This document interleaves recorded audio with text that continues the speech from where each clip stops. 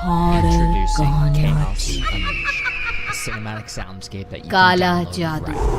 अपने बेटे रिशु के माथे से टपकते हुए पसीने को देखकर सविता की हालत खराब हो गई। ऐसा आज पहली बार नहीं हुआ जब रिशु नींद से घबराकर जागा है।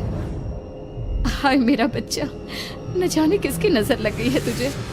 जब से मेरे बच्चे ने 10वीं के एग्जाम में स्कूल टॉप किया है तब से रोज बुरे बुरे सपने आने लगे हैं। हाँ माँ, मैंने आज फिर से एक काले साए को देखा। वो यहीं मेरी आंखों के सामने खड़ा था। माँ मुझे बचा लो माँ। वो मुझसे कह रहा था कि मुझसे बदला लेगा। माँ कहीं ये प्रशांत। चुप कर, कैसी बात कर रहा है? दोबारा उसका नाम मत लेना। मुझे पता है उस प्रशांत ने आत्महत्या कर ली, तो बार बार उसका नाम मत लिया कर। मम्मी, क्या सच में प्रशांत ने आत्महत्या की थी? चुप कर, बहुत सवाल पूछता है आजकल। और फिर रात के वक्त सविता के पूरे घर में एक अजीब सा काला धुआं छाने लगा। गहरी नींद में सोई सविता की जैसे ही आंख खुली उसका दम घुटने लगा। वो दौड़कर रिशु के रूम की तरफ गई जहां उसके दरवाजे पर घूमती एक काली परछाई देख वो बुरी तरह से घबरा गई। कौन है वहाँ? कौन है? सामने आओ। ये मैं हूँ, तुम्हारी काली करतूत। और अब मैं तुम्हारे बेटे को ले जाने आया हूँ। नहीं, मेरे बच्चे को छोड़ दो प्लीज। मेरे रिशु को कुछ मत करना। वो परछाई रिशु के कमरे में घुस जाती है। सविता भी उसके पीछे पीछे दौड़ कर जाती है और देखती है कि अब वो साया साफ नजर आ रहा था। वो सर से पैर तक खून में सना हुआ था और उसके शरीर के सारे अंग कटे फटे हैं। क्या चाहिए तुम्हें? तुम जो बोलोगे मैं करूंगी, लेकिन मेरे रिशु को छोड़ दो। उस परछाई ने रिशु को गर्दन से पकड़कर दीवार के सहारे हवा में उछाल दिया। रिशु जोर जोर से चिल्लाने लगा। माँ बचाओ मुझे, बचा लो माँ ये मुझे मार डालेगा। माँ मुझे बचा लो माँ। नहीं ऐसा मत करो। मुझे मार दो लेकिन मेरे बच्चे को छोड़ दो। मैं तुम्हारे आगे हाथ जोड़ती हूँ।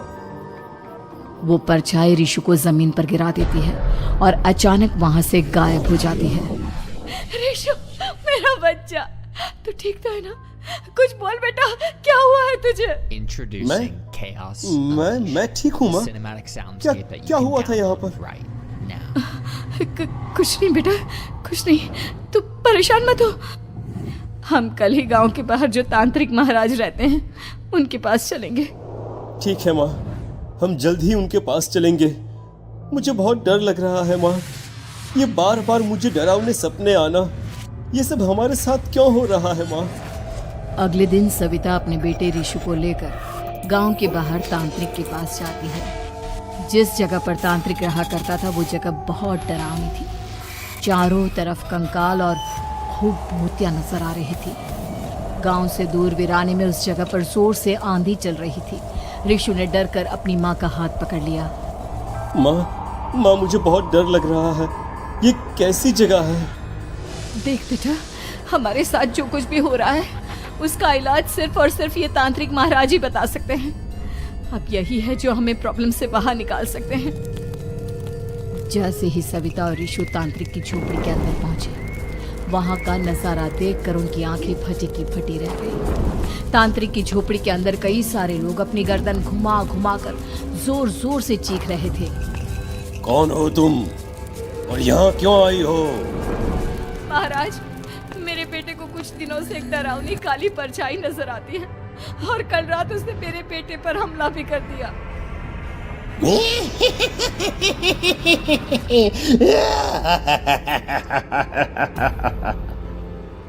मम्मी हमें यहाँ से चलना चाहिए। ये जगह मुझे ठीक नहीं लगती। नहीं बेटा, ऐसा नहीं कहते। रुक जाओ, 2 मिनट के लिए रुक जाओ। क्या कहा? काली परछाई? तुम्हारे बेटे पर किसी काली परछाई ने हमला किया? हाँ हाँ महाराज, वो कह रही थी कि वो मेरे बेटे को कुछ कर देगी। कोई उपाय बताइए महाराज, मेरे बेटे के साथ कुछ गलत नहीं होना चाहिए। तुमने किसी दूसरे के साथ गलत किया है तो तुम्हारे साथ भी गलत होकर ही रहेगा। तुमने किसी की जान ली है, किसी को मार डाला है तुमने। नहीं महाराज, मैंने ऐसा कुछ नहीं किया, मैंने किसी की जान नहीं ली। मुझे कोई उपाय बताइए।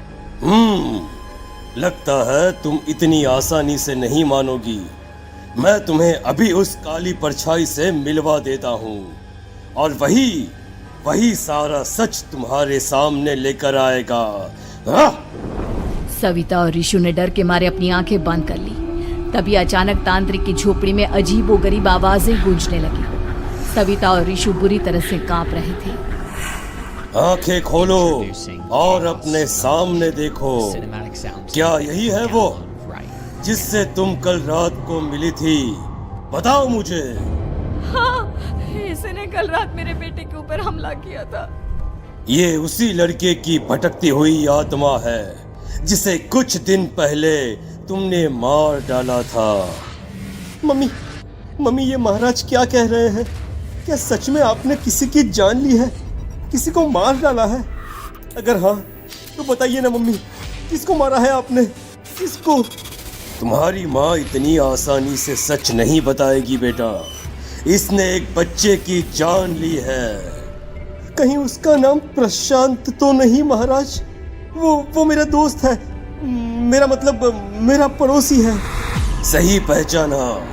देखा सविता, तुम्हारा खुद का बेटा भी जानता है कि तुमने किसी के प्राणों की बलि चढ़ा दी और इसीलिए अब उसकी बुरी आत्मा तुम्हारे घर में भटकती है।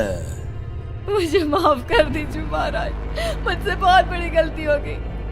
प्रशांत हमारे पड़ोसी का बेटा था। हर बार उसके नंबर मेरे बेटे से ज्यादा आते थे और इसलिए मैंने उसके कमरे के बाहर काला जादू किया था, पर मुझे नहीं पता था कि वो मर जाएगा। तुम्हारे उसी काले जादू वाली गुड़िया के अंदर एक बुरी आत्मा थी जिसने उस बच्चे के दिमाग पर बुरा असर कर दिया और उसी की वजह से उस लड़के ने अपनी बालकनी से कूदकर आत्महत्या कर ली। इसकी वजह सिर्फ और सिर्फ तुम हो, तुम। नहीं महाराज, जो कुछ भी हुआ मुझे नहीं पता था कि प्रशांत अपनी जान दे देगा। प्रशांत की आत्मा इस वक्त तुम्हारे सामने खड़ी है, हमसे बात करना चाहती है। बोलो क्या कहना चाहते हो? मैं जीना चाहता था, बड़ा होकर कुछ बनना चाहता था। आपके बेटे से मुझे कोई परेशानी नहीं थी। अरे वो तो मेरा अच्छा दोस्त था। मुझे माफ कर दो बेटा, मुझसे बहुत बड़ी गलती हो गई, मुझे माफ कर दो। माफ करने से मुझे वापस जिंदगी नहीं मिल जाएगी। मेरे माँ बाप आज भी मेरे लिए रोते हैं। आपने मेरे साथ बहुत गलत किया है, बहुत गलत। और तभी अचानक प्रशांत की आत्मा वहां से गायब हो जाती है। सविता जोर जोर से रोने लगती है। सुन लिया तुमने? ये तुम्हारे अपने ही किए हुए पाप हैं जो इस तरह से तुम्हारे सामने आ रहे हैं। माँ, ये आपने अच्छा नहीं किया। सिर्फ 10th बोर्ड के एग्जाम में मैं टॉप कर पाऊं, इसलिए आपने मेरे दोस्त के ऊपर काला जादू कर दिया। नहीं मम्मी, नहीं। अब हम कभी खुश नहीं रह पाएंगे, कभी नहीं। मेरे दोस्त की आत्मा को कभी शांति नहीं मिलेगी मम्मी, कभी नहीं। लेकिन मैंने जो कुछ भी किया सिर्फ तुम्हारे लिए किया। वो लड़का हमेशा फर्स्ट पोजीशन पर आ जाता था और इस वजह से हमेशा तुम्हारे मार्क्स कम पड़ते थे। मैंने तो सिर्फ उस पर एक छोटा सा काला जादू किया था बेटा। मुझे क्या पता था कि उसका ये नतीजा निकलेगा। जिस गुड़िया को तुमने उस लड़के के कमरे के दरवाजे पर लगाया था, दरअसल उसके अंदर एक बुरी आत्मा का प्रवेश हो गया था, जैसा कि अक्सर काला जादू करते समय हो जाता है। मुझे अपनी गलती का एहसास हो गया है। मैं प्रायश्चित करना चाहती हूँ, आप बताइए मैं क्या करूँ? प्रशांत के घर जाकर उस काली गुड़िया को वहां से निकालकर यहाँ लेकर आओ। मैं उसे आग में जलाकर राख कर दूंगा और उसके बाद प्रशांत की आत्मा को हमेशा के लिए मुक्ति मिल जाएगी। अगली रात सविता चुपचाप अपने पड़ोसी प्रशांत के घर जाती है। प्रशांत के माँ बाप प्रशांत की मौत के बाद उस घर को छोड़कर हमेशा के लिए वहां से चले गए थे। जैसे ही सविता उस घर के अंदर कदम रखती है, उसका सामना अजीबोगरीब हैवानियत से भरी आवाजों से होने लगता है। ऐसा लग रहा था जैसे कोई बुरी तरह से चीख रहा हो। सविता जैसे ही प्रशांत के कमरे के बाहर पहुंचती है, वहां पर लटकी हुई गुड़िया के शरीर से खून टपकने लगता है। ये क्या हो रहा है? इस गुड़िया के शरीर से खून क्यों टपक रहा है? सविता हिम्मत करते हुए उस गुड़िया को वहां से उतारने की कोशिश करती है, लेकिन तभी अचानक से बहुत भयानक दिखने वाली औरत उसकी आंखों के सामने आकर खड़ी हो जाती है। मैं यहाँ से कहीं नहीं जाऊंगी, और अगर तूने मुझे यहाँ से हटाने की कोशिश की तो मार डालूंगी मैं तुझे। नहीं नहीं, मुझे तुम्हें यहाँ से ले जाना ही होगा, नहीं तो मेरा बेटा, उसकी जान को खतरा है। मैं तुम्हें नहीं छोड़ सकती। अगर तुम्हारे अंदर हिम्मत है तो मुझे इस घर से बाहर ले जाकर दिखाओ। और ऐसा कहकर वो औरत सविता के ऊपर हमला कर देती है और उसे हवा में उछाल उछाल कर जमीन पर पटकती है। लेकिन तभी अचानक मौका देखकर सविता अपने हाथ में ली हुई सुई उसके हाथ में चुभो देती है। हाथ में सुई लगते ही वो औरत जमीन पर तड़पने लगती है। ये क्या किया तूने? ये क्या कर दिया? तुझे ऐसा नहीं करना चाहिए था। तांत्रिक ने मुझे कहा था कि तुझसे जीतने का सिर्फ यही एक तरीका है जिससे मैं अपने पापों का प्रायश्चित कर सकती हूँ और अपने बेटे की जान बचा सकती हूँ। और उसके बाद वो डरावनी दिखने वाली औरत एक छोटी सी जादुई गुड़िया में तब्दील हो गई और सविता ने उसे ले जाकर तांत्रिक को दे दिया। तांत्रिक ने जादुई गुड़िया को आग के हवाले कर दिया।